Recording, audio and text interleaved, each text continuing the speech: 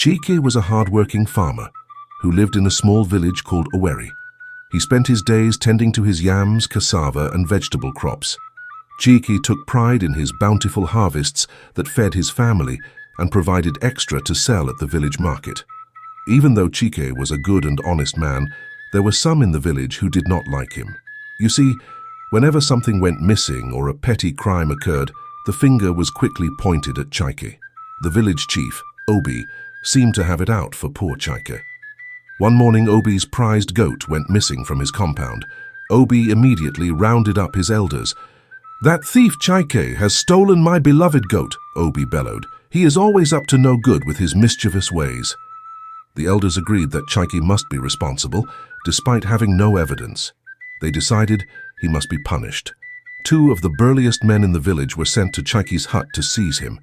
Chike was working in his fields when the men approached. "Chike, you are under arrest for stealing Chief Obi's goat," they shouted, binding his wrists with rope. "But I did not take any goat," Chike pleaded.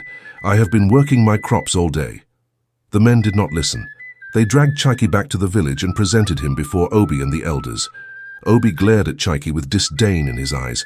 "We finally caught you, you wretched goat thief," Obi spat. "What did you do with my prized goat?"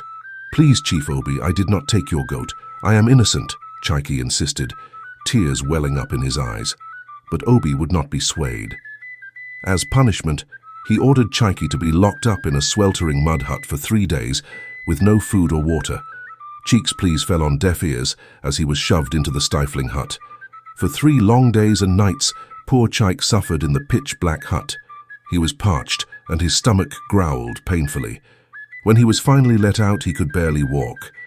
As Chike was recovering from his unjust punishment, a young boy from the village came running up to him in excitement.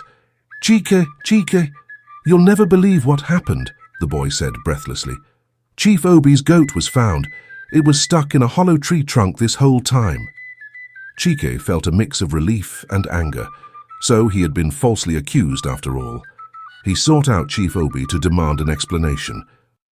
"Chief Obi, I want you to know your goat was never stolen. It was trapped in a tree," Chike said firmly. "You punished me for no reason at all." Obi looked flustered and embarrassed. I may have acted too rashly," he muttered. "But you were accused of so many other crimes too." "Name one," Chike challenged him. Obi could not give an example. He just huffed and turned away, leaving Chike fuming. From that day on, Chike made sure to publicly clear his name any time he was accused of wrongdoing without proof. He worked twice as hard on his farm and became one of the most prosperous men in the village over time. Obi never did apologize for the false goat accusation, but he also never accused Chike of fictitious crimes again. Chike had stood up for himself and proved his innocence once and for all.